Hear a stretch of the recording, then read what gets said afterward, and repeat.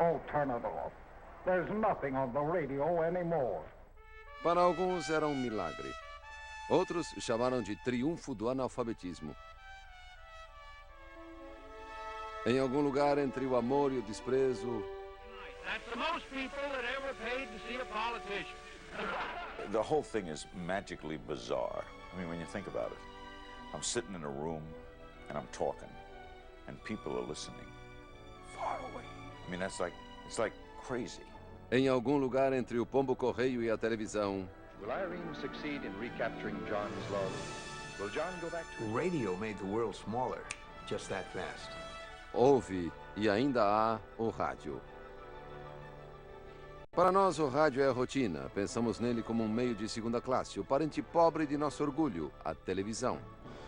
Mas há menos de 100 anos, a descoberta de que o povo podia se comunicar a grandes distâncias sem fio galvanizou este planeta num grau que nunca foi igualado.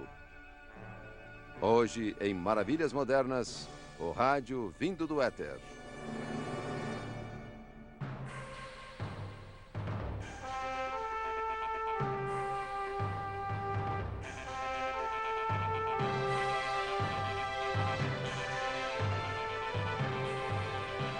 Maravilhas Modernas.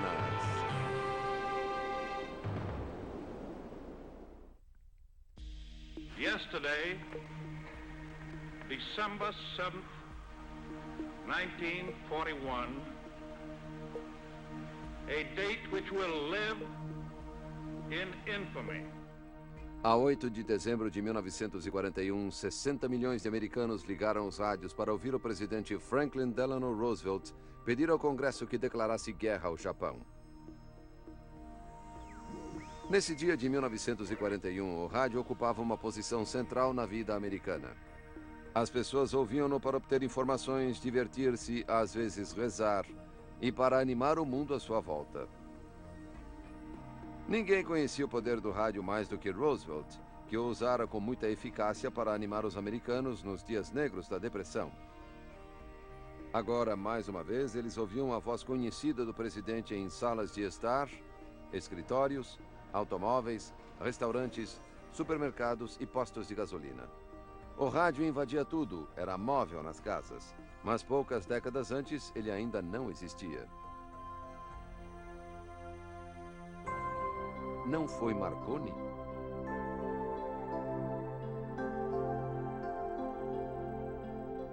A maioria das pessoas acredita a Guglielmo Marconi a invenção do rádio, e ele é reconhecido como inventor do telégrafo sem fio, cuja patente foi registrada em 1896.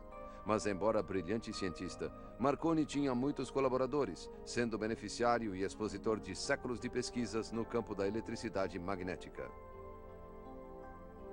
De certo modo, Marconi pode ter descoberto o rádio, mas as descobertas precedentes de cientistas e pensadores tinham lhe dado uma boa ideia de onde procurar. A grande colaboração.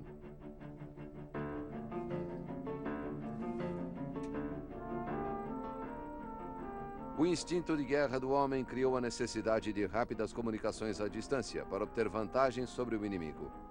Os cavaleiros medievais refletiam os raios de sol em seus escudos para sinalizar.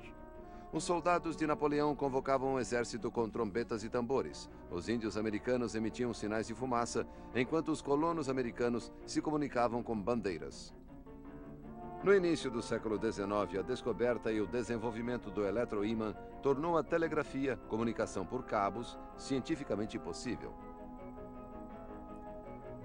Em 1835, Samuel Morse enviou sua primeira mensagem em pontos e traços por cabo telegráfico de Washington a Baltimore, o que criou Deus.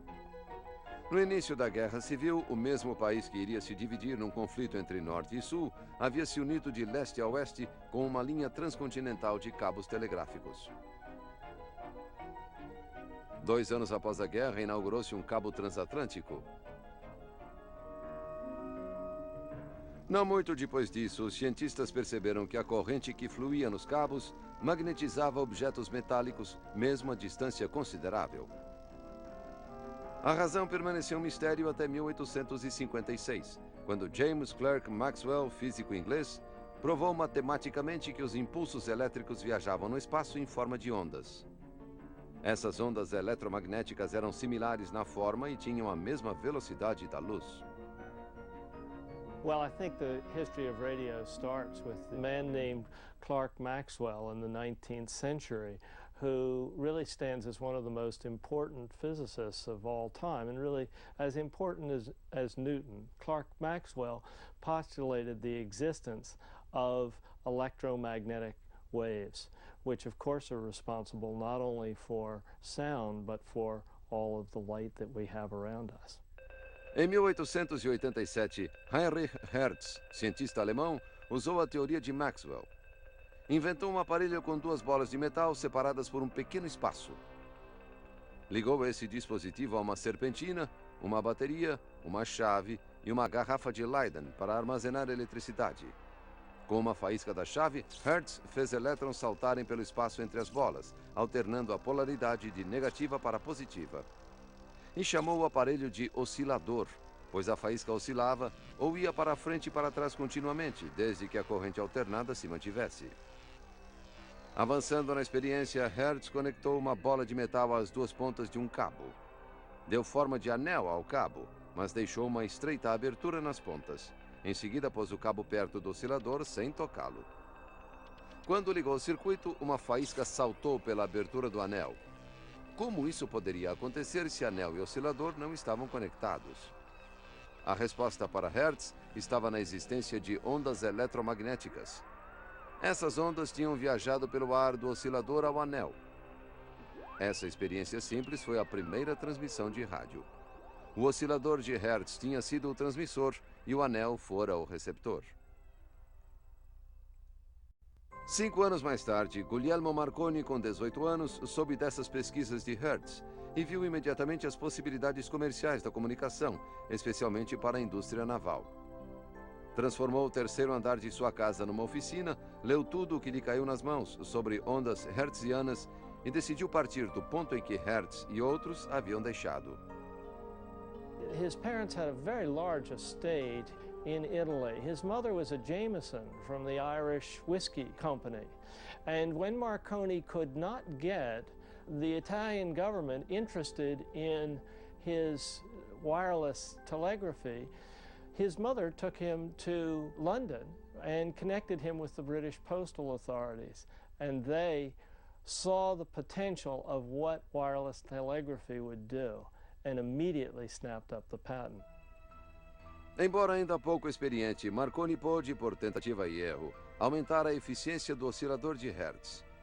Em seguida, acrescentou uma antena aterrada que intensificava as ondas, embora ele não soubesse por quê. Mais tarde, percebeu que elevando a antena poderia aumentar o alcance da transmissão. Ao se estabelecer na Inglaterra, Marconi enviara uma mensagem a 15 quilômetros em código Morse sem fios. Em 1898, transmitiu o resultado de uma corrida de iates. Os jornais divulgaram a história da corrida antes que os iates aportassem.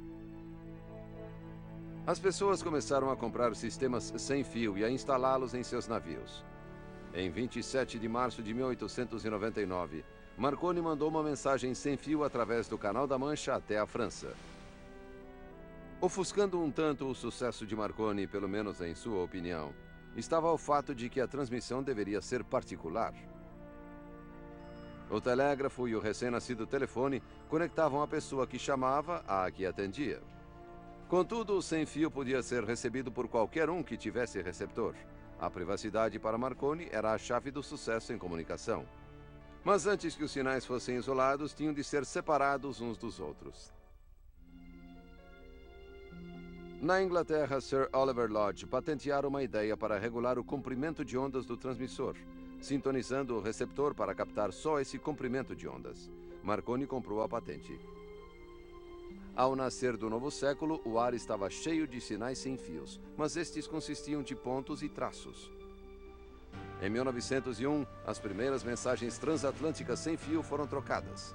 4 anos depois, o navio Arapahoe usou o símbolo internacional de SOS. Logo depois, toda a Marinha Americana estava equipada com o aparelho de Marconi. Podemos falar?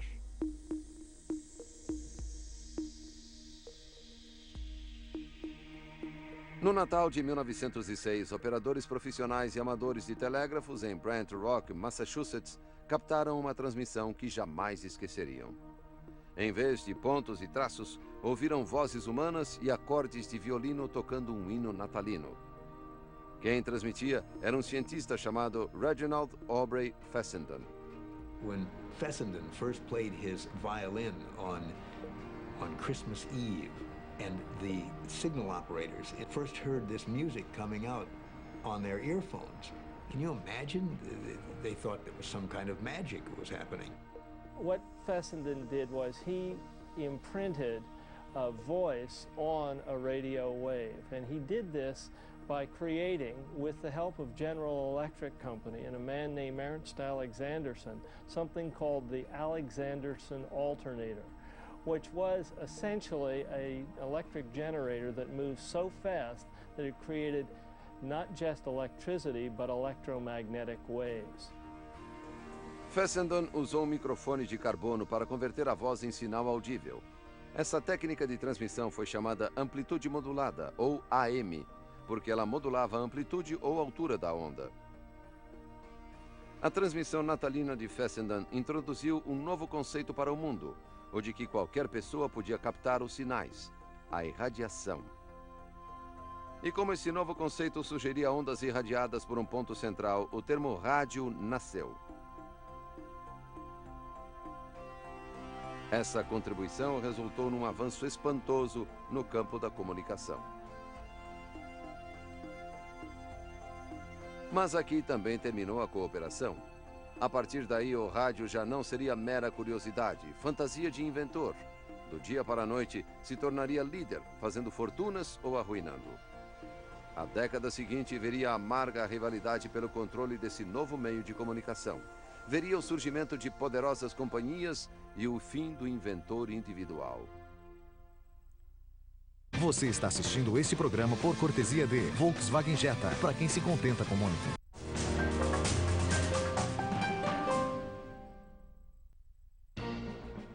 A guerra no rádio.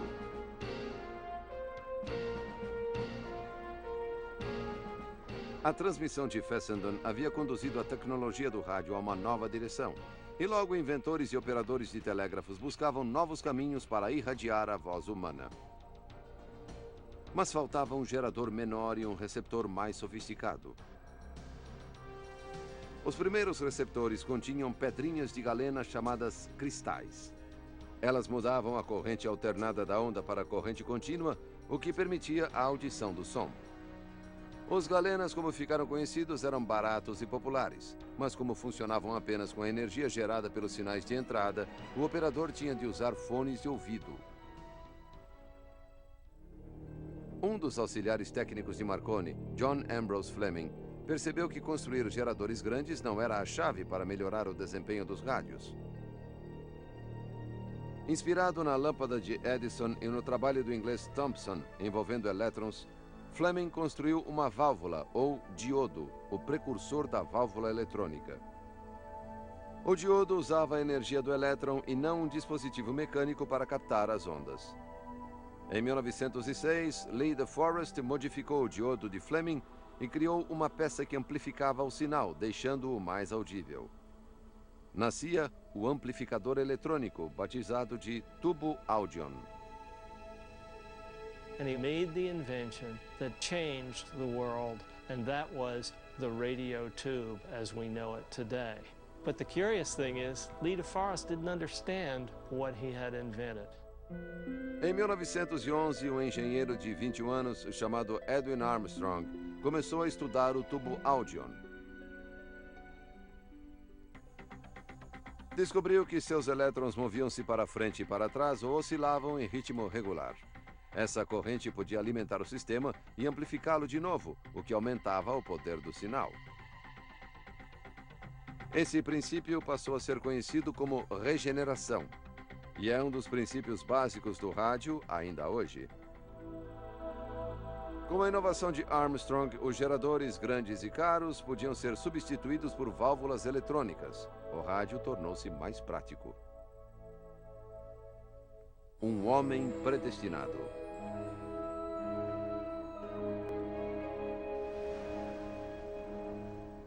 Na noite de 14 de abril de 1912, o luxuoso transatlântico Titanic colidiu com um iceberg no Atlântico Norte e começou a afundar. O operador do telégrafo do navio enviou chamados desesperados pedindo socorro. O Carpathia recebeu o sinal e chegou a tempo de salvar 711 passageiros. Contudo, 1.513 pereceram nas águas geladas. Nos dias subsequentes, o mundo recebia as notícias da tragédia via telégrafo sem fio. Os nomes dos passageiros eram divulgados para o mundo ouvir.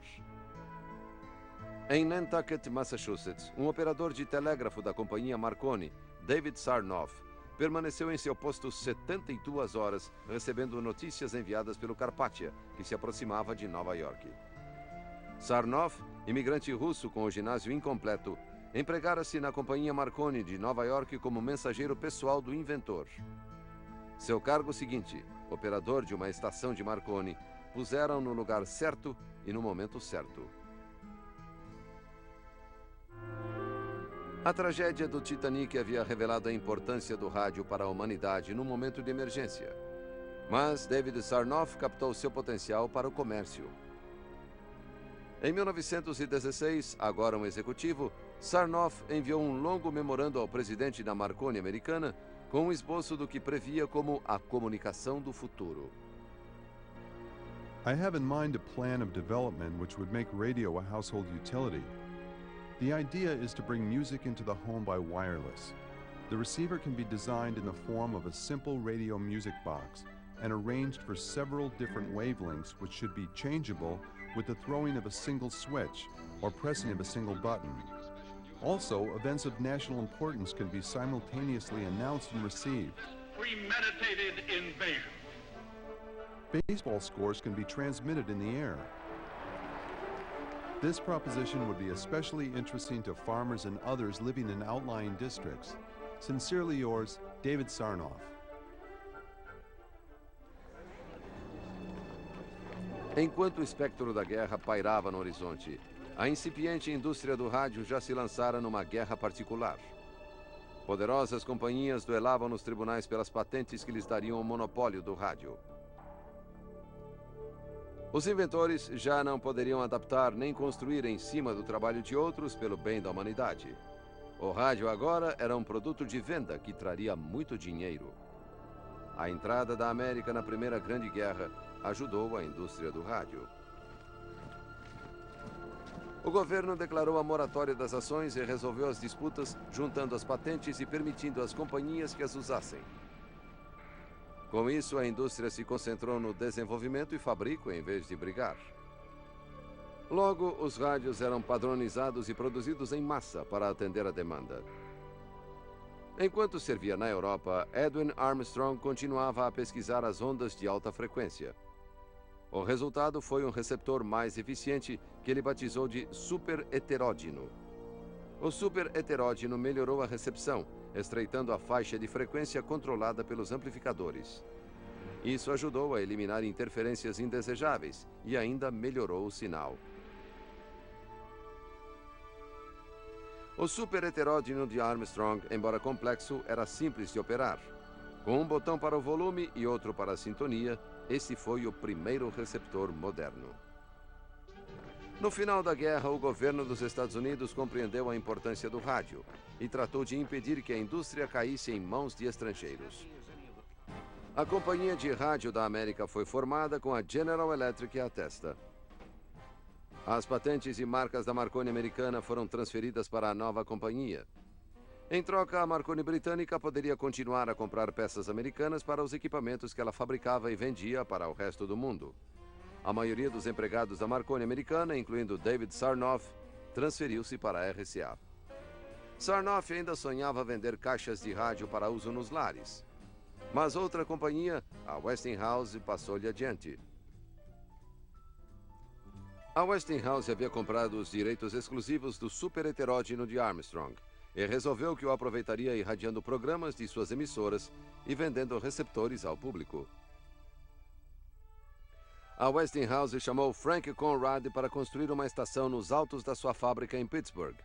A KDKA foi ao ar em 2 de novembro de 1920, irradiando as eleições presidenciais.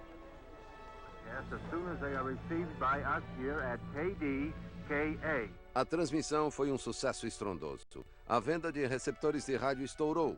Em pouco tempo, a KDKA e outras estações começaram a irradiar serviços religiosos e depois lutas de boxe. O rádio decolara para nunca mais aterrissar. Até então, companhias de comunicação faziam dinheiro com as tarifas de telégrafos e telefone, ou ainda vendendo equipamentos de rádio. Em 28 de agosto de 1922, a rádio WEAF transmitiu o anúncio de um edifício de apartamentos. Foi o primeiro comercial pago. De repente, um mundo novo batia à porta das emissoras de rádio. O comercial. As redes de rádio foram formadas quando a Comissão Federal declarou que a RCA, a AT&T e outras companhias haviam criado um monopólio na nova indústria. A NBC formou-se pela união da RCA e da Westinghouse em 1926. E a Columbia Broadcasting seguiu o exemplo em 1929. Ambas as redes usavam linhas telefônicas da AT&T para conectar seus transmissores. Com as redes, o país ouvia as irradiações simultaneamente. De repente, o rádio passou a afetar a vida cotidiana como nenhuma outra inovação tecnológica o fizera. A venda de aparelhos cresceu tão rapidamente que os fabricantes mal davam conta da demanda. Radio made the world smaller, just that fast, because it could be transmitted so quickly, and you didn't have to wait for the newspapers to let you know what was happening. Em janeiro de 1925, 15 milhões de pessoas ouviram o discurso de Calvin Coolidge. Tantos anunciantes afluíram que alguns jornais entraram em pânico e recusaram-se a publicar programações, evitando a palavra rádio em suas páginas. Em 1927, o primeiro programa de costa a costa foi transmitido pela NBC. Era um jogo de futebol no Rose Bowl. Provavelmente a grande transmissão nos anos 20 foi a do histórico voo de Charles Lindbergh, que cruzou o Atlântico. This is WJZ, New York. As Saturday dawned over the vast Atlantic, the Lindbergh plane is unreported since passing Newfoundland early last night. Socially, it made a big difference. Somebody who was a farmer in Kansas could be knowing the same things that somebody on Wall Street was hearing. A cada ano, a qualidade da programação melhorava e o número de shows se multiplicava. Locutores e personalidades desconhecidas do grande público foram atiradas às luzes da celebridade. Nomes como Milton Cross, Harold Harlan, Ed Wynn, Guy Lombardo e seus canadenses, Gertrude Berg e Will Rogers tornaram-se familiares nas casas de todo o país. As formas de entretenimento mudaram para se enquadrar no rádio. Billy Jones e Ernie Hare foram a primeira dupla que emergiu do vaudeville para o estrelato com sua música simples e humor satírico. Eles se batizaram como Mensageiros da Felicidade. No final da década, David Sarnoff, da NBC, e seu jovem rival da CBS, William Paley, posicionavam-se no campo de batalha pelo rádio. At that time, a CBS, when I first joined them, they were like a family network. NBC was a big power, and they were not going to try to compete. They didn't have anybody to put up against Bob Hope. They would have had to have Jack Benny or Fred Allen, but NBC had them both. It was not many years before William Paley raided NBC and got Jack Benny away from them. And then the picture changed, you know. Em 1929, a queda da Bolsa mergulhou a nação numa grande depressão. Haveria dias negros para a América, e ela se voltaria ao seu novo amigo, o rádio, para se conhecer melhor. A América ama o rádio. O rádio não podia perder. A queda da Bolsa e a chegada da depressão não arrefeceram o amor da América pela caixinha mágica que falava. Os teatros fechavam, as boates agonizavam, elencos se desfaziam, mas o rádio prosperava. Radio was very important in the Depression because it was cheap entertainment. If you didn't have the buck to go to the movie, you stayed at home and you heard some good stuff. And Edwin, the fire chief. Between 1930 and 1933, 4 million radios were sold in America. Now, why radio? Because what you bought was free entertainment, paid for by the commercials. Who knows what evil lurks in the hearts of men? The Shadow knows. Em 1930, as programações tinham tomado o formato que manteriam nos 20 anos seguintes. Os dias dividiam-se em segmentos de 15 minutos, meia hora e 1 hora. Programas e comerciais eram cronometrados no segundo. O apetite do rádio era voraz e todas as horas do dia e da noite tinham de ser preenchidas. A venda de roteiros e programas prontos tornou-se o grande negócio em todo o país, padronizando a indústria do rádio. As estações começaram a ficar iguais entre si. The idea behind syndication is that you can have greater talent at your disposal in smaller markets where that talent is not available. O rádio instalou-se num nicho confortável, talvez meio complacente no centro da cultura. As emissoras conheciam a atração que exerciam no país e resolveram cuidar da galinha dos ovos de ouro. O rádio produzia astros comparáveis aos dos palcos da Broadway ou das telas de Hollywood. A América acolhia novos artistas e personalidades como se fossem da família, e de certo modo eles o eram. Você tinha de ir ao cinema para ver uma estrela, mas o artista de rádio entrava na sua sala. Just about 7 nights a week, I think, you could turn on your radio after 6:30 or 7 in the evening, and until about 11 be assured of really good entertainment. Wheaties, Breakfast of Champions, bring you the thrilling adventures of Jack Armstrong, the All-American Boy. From Hollywood, the Jimmy Durante Show. The makers of Instant Chase and Sanborn Coffee present the Charlie McCarthy Show. Edgar Bergen and Charlie McCarthy. How could a ventriloquist work on the radio? Charlie was special. He was hysterical. Well, we want equal billing and we want more money. Every show was an experience. Every show, you look forward going to work. The sound effects men were there, the unsung heroes of early day radio. A good sound effects man could make or break it. I gotta straighten out that closet one of these days.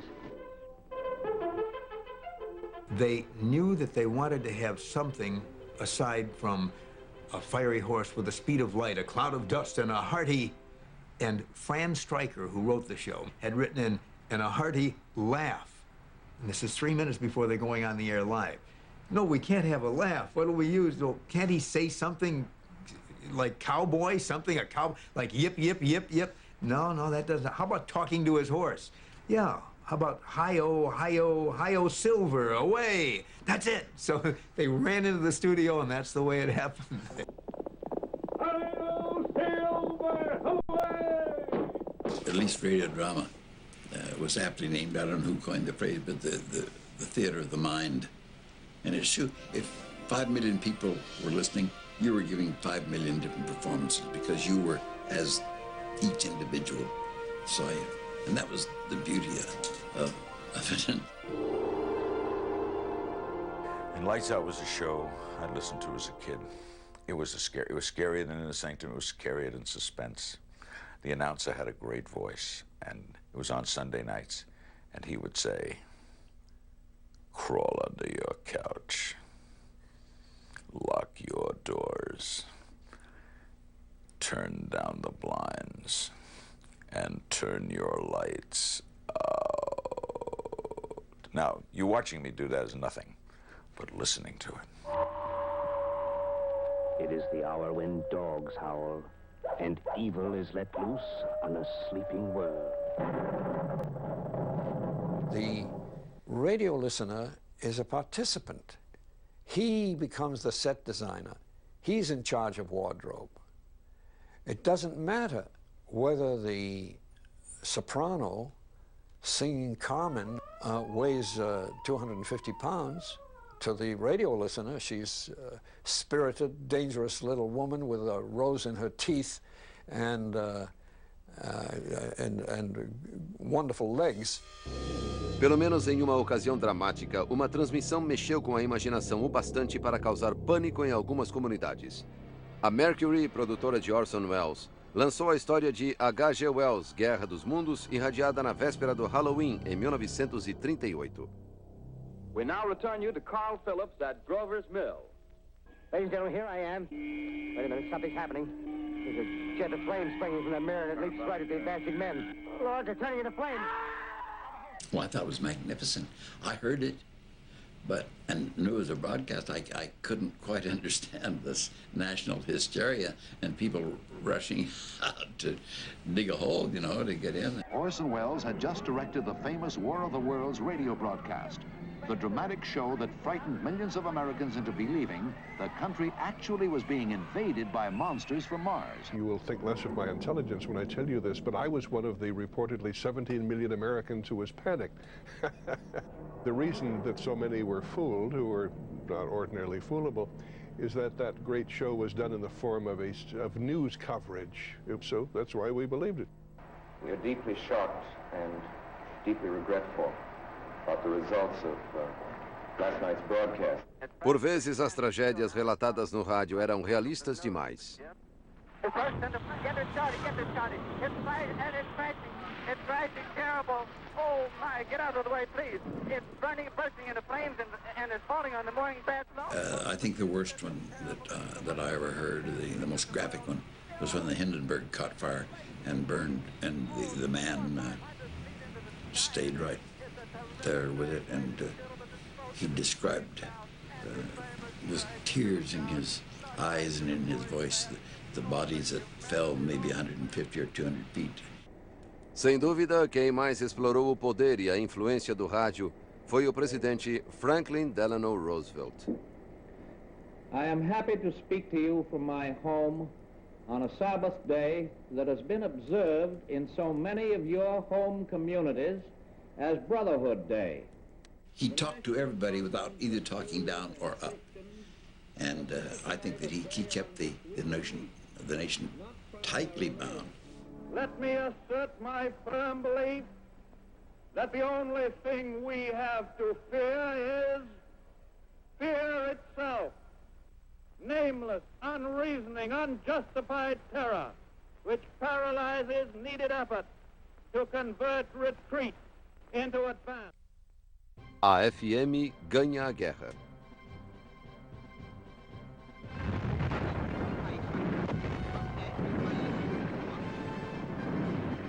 America's dreams and hopes of peace died with 3,000 officers and men in the Holocaust at Pearl Harbor. Radio's role in World War II was a very dramatic one, in that for the first time we were getting reports from correspondents abroad, live in the capitals. As the seeds of war began to grow and the menace increased, it was a very tense time, and we depended upon radio to bring us the latest. World War II really added a new dimension to radio, and that was news. Greetings, everybody. A guerra também mostrou a utilidade do rádio como arma. Era a propaganda. Her name was Eva Toguri d'Aquino, but they called her Tokyo Rose. During World War II, her radio broadcasts to American GIs became both famous and infamous. O rádio mantinha a nação unida e mostrava os esforços de guerra. Os artistas usavam as ondas de rádio para apoiar os soldados. Em 1933, Edwin Armstrong tinha desenvolvido a frequência modulada, ou FM, como resposta à estática. Quando a América entrou na guerra, Armstrong pediu ao Exército e à Marinha que adotassem a FM como seu sistema de comunicação. A comunicação sem estática deu aos aliados vantagem em relação aos alemães, com seus walkie-talkies em AM. A FM ajudou a vencer a guerra. No país, a era de ouro do rádio seguia robusta. Artistas populares dos anos 40 incluíam Frank Sinatra, Glenn Miller, Benny Goodman, Rosemary Clooney, Arthur Godfrey, Abbott e Costello, Burns e Allen e Basil Rathbone como Sherlock Holmes. Para os amantes da música clássica havia Arturo Toscanini com a Orquestra Sinfônica da NBC. The golden age of radio was the shortest golden age in history. And those who were working inside it were not aware that it was the golden age. They thought it would go on forever. Mas o sempre terminaria ali na esquina. O final da Segunda Guerra Mundial trouxe uma era de crescimento e prosperidade para a América, e o rádio ocupava a posição central em sua cultura. Ninguém podia prever, mas o lobo estava à espreita. Seu nome era televisão. Você está assistindo esse programa por cortesia de Volkswagen Jetta, para quem se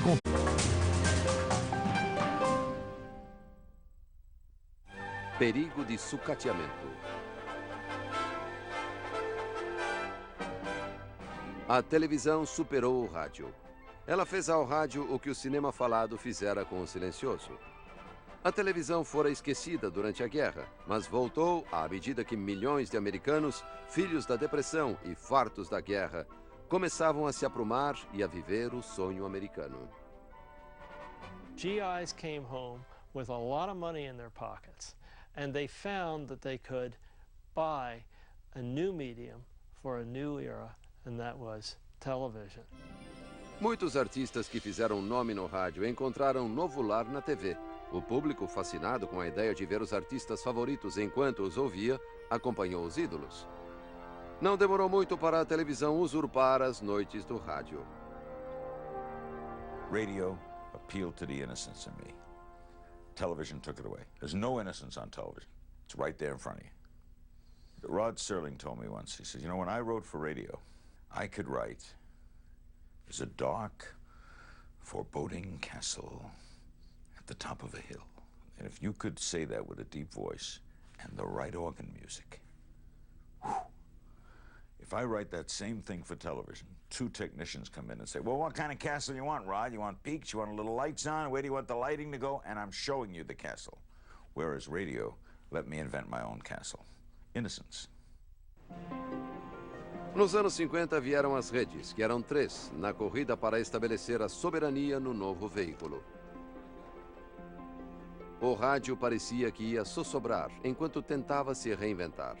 O público demonstrara sua preferência pela TV à noite, mas isso deixava manhãs e tardes em aberto. Rádios de carros tinham se tornado tão populares quanto os próprios carros, e a TV não podia invadir esse território. Finalmente, o rádio achou o caminho, jogando com seus limites. TV, I think, probably did radio a favor, because look at radio today and look at radio in the golden age. In the golden age, in the 30s and the 40s, it thrived, and there were shows on radio. All of a sudden, those shows moved to television, and when that happened, radio didn't know what to fall back on. And then along came a guy named Elvis Presley and rock and roll, and all of a sudden, radio found itself and knew exactly the direction it should take. It was radio became local, radio became music, and radio thrived. Rock and roll saved radio. You're talking about a wonderful part of our culture that now is primarily in the automobile, the car. The car is the savior of radio. If there wasn't radio when you would be driving down the freeway, there would just be a big hole in the dashboard of your car. Os grandes anunciantes emigraram para a televisão e os grandes orçamentos foram junto. Já não havia pacotes de programas para o rádio. As emissoras viram-se de volta à estaca zero com muito tempo aberto para preencher. Foram-se as novelas, as histórias de terror, as aventuras, as comédias de família. Foram para a TV. O que restou foi um toca-discos e um microfone. And now let me tell you about McTavish's Skinless Weenies. O público ainda queria música, notícias, previsão do tempo e informações locais, e o rádio o atendeu. A música popular passou a ser o seu forte, e o locutor ganhou o nome de disc jockey. Mas essa inovação não atraiu a rede de anunciantes logo de início.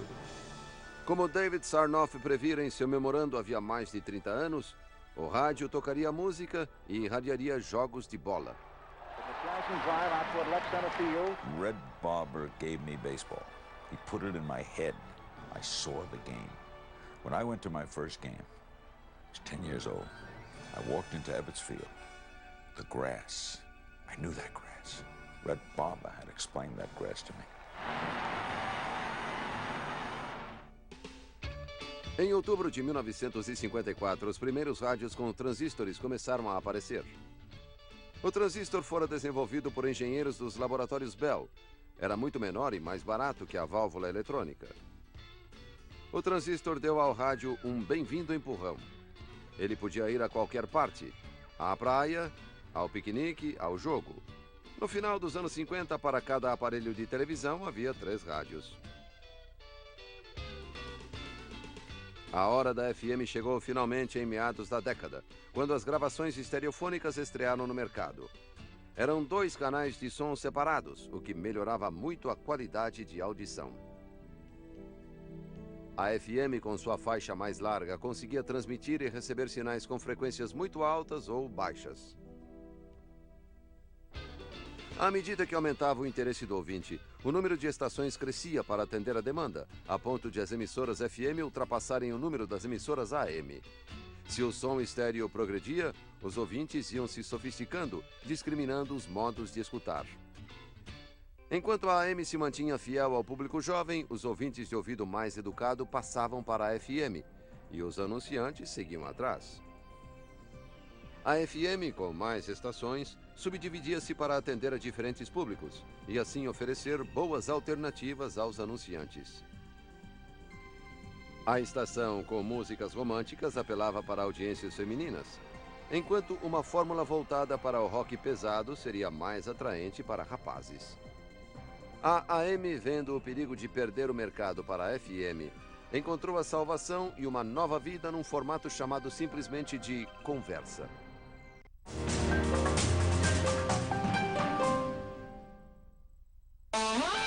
A produção original que revela os segredos das cidades da América Latina estreia um novo percurso. História Secreta.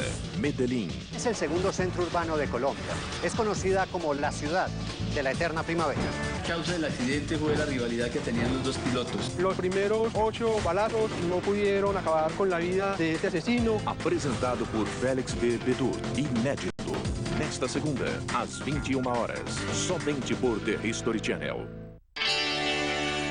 Antes do poder verde, existiu o poder das flores. Antes da revolução do computador, existiu a revolução da contracultura. Conheça a geração do amor e o seu legado. The History Channel explora um dos mais fascinantes e irreverentes fenômenos sociais dos tempos modernos. Um especial alucinante sobre os altos e baixos da geração do amor. Hippies. Estreia quarta, dia 25 de julho, às 22 horas. Somente por The History Channel.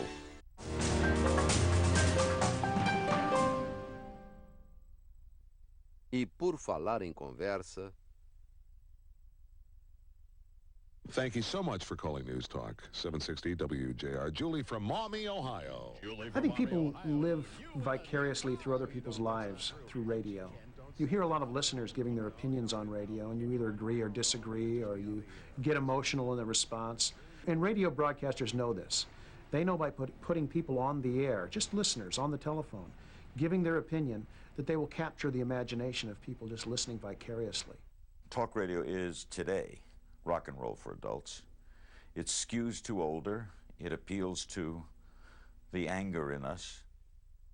O jogo dos números.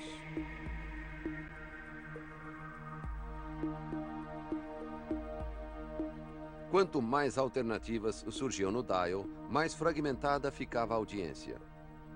Maior escolha para anunciantes significa que as estações precisam competir pela sua fatia de anúncios.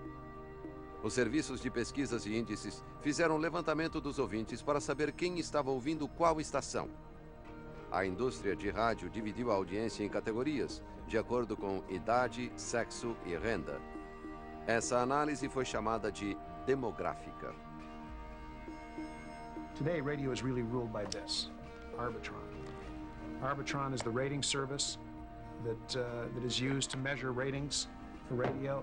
The ratings will indicate who's number 1, number 2, number 10, number 15 in different age groups.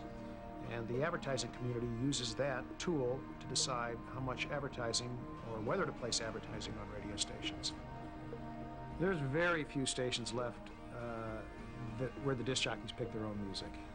And I'm reluctant to burst that myth, but it's the case.